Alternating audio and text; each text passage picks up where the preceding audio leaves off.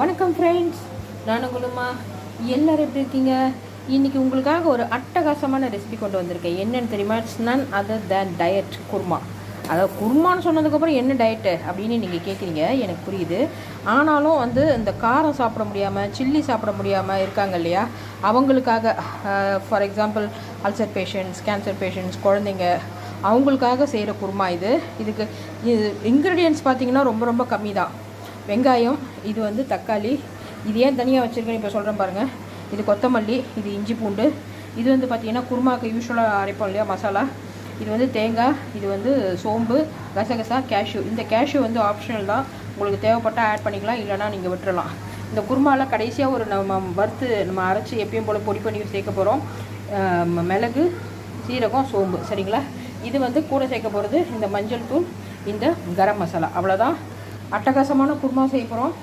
வாங்க எப்படி செய்யுதுன்னு பார்க்கலாம். ஃபஸ்ட்டு இந்த தக்காளியும் இந்த ரெசிபிஸ் தக்காளி, இஞ்சி பூண்டு, இது எல்லாத்தையும் ஃபஸ்ட்டு அரைச்சிக்கலாம். மற்றதெல்லாம் அடுத்து நான் 1 by 1 சொல்கிறேன். பாருங்கள் ஃப்ரெண்ட்ஸ், இந்த குருமாவுக்கு நான் சொன்ன மாதிரி இந்த தக்காளியை அரைச்சிக்கிறேன். தக்காளியை ஏன் அரைக்கிறேன்னு கேட்டிங்கன்னா, தக்காளியில் அரைச்சி போட்டிங்கன்னா தான் உங்களுக்கு குருமா ஓரளவுக்கு கலராக இருக்கும். இல்லைனா வெளுத்து போய் வெள்ளை வெள்ளைன்னு இருக்கும், சாப்பிட்ணுன்னு தோணாது, சரிங்களா? அதுக்காக தான் தக்காளி அரைக்கிறேன்.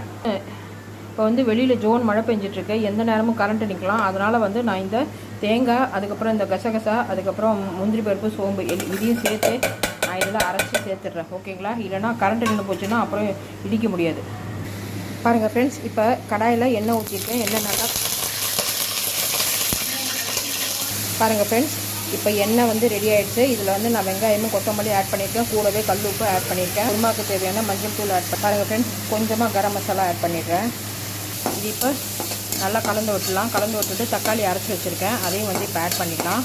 பாருங்கள் ஃப்ரெண்ட்ஸ், வெங்காயம் தயாராகிட்டுருக்கு. இந்த சைடில் பாருங்கள், மிளகு, ஜீரகம், சோம்பு 3மே ட்ரையாக வறுத்துட்ருக்கேன். இப்போ இதை பொடி பண்ணிக்கலாம்.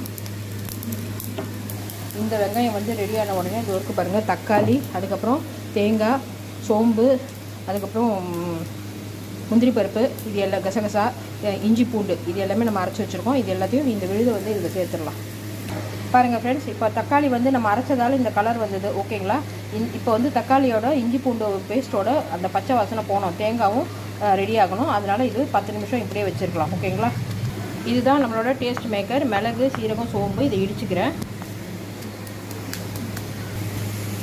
பாருங்கள் ஃப்ரெண்ட்ஸ், இப்போ தக்காளி நல்லா வதங்கிடுச்சு, எல்லாம் சேர்ந்து வருது பார்த்திங்களா?